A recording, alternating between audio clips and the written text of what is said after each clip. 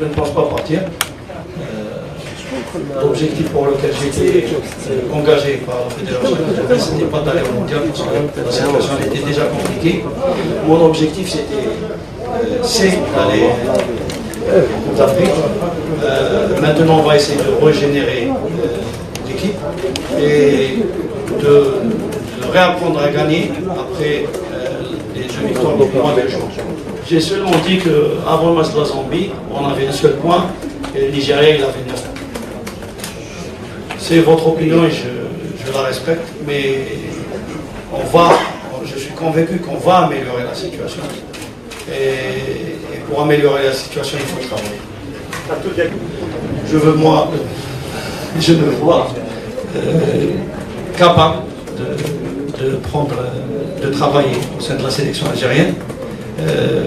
Je répète que je n'ai pas été engagé pour aller en Coupe du Monde, mais je sais que je vais atteindre, que je suis capable d'atteindre les objectifs qui m'ont été assignés, à savoir la CAN 2019, et je continuerai à travailler dans cette direction.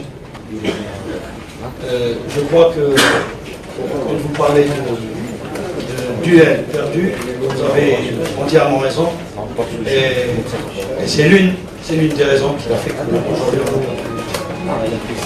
En ce qui concerne l'attitude des joueurs, je n'ai rien à leur reprocher. Peut-être au match aller, il manquait un peu d'attitude, mais au match retour, il y a eu l'attitude.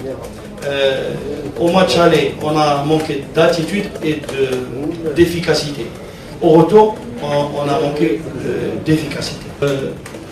Les premiers 70 mètres du terrain, on a maîtrisé la situation, mais au moment de déborder, de chercher des solutions offensives, c'est-à-dire dans les 30 derniers mètres, c'est là où on a failli.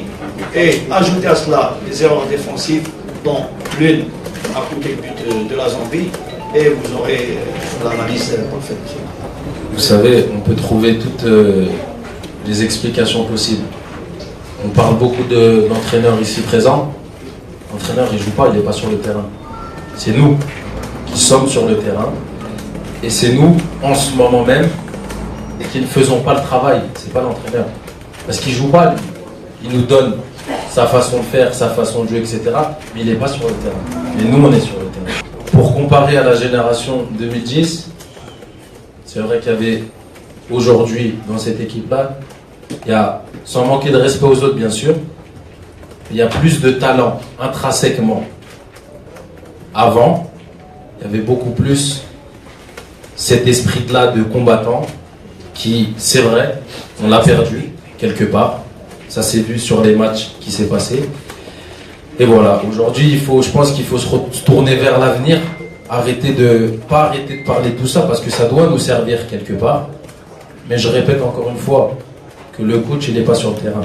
Mais nous, on l'est. Et le problème, il vient de nous aujourd'hui, pas de l'entraîneur.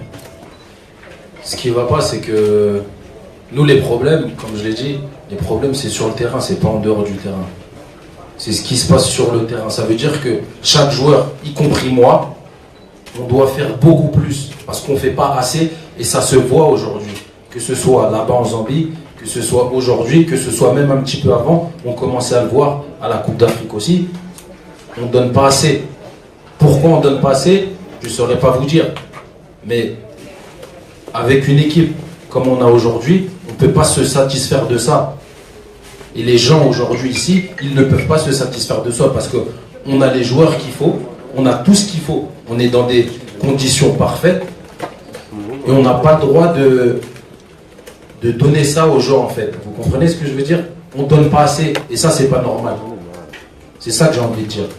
Et que dans l'avenir, celui qui ne sera pas prêt à donner 100%, il faut qu'il reste chez lui.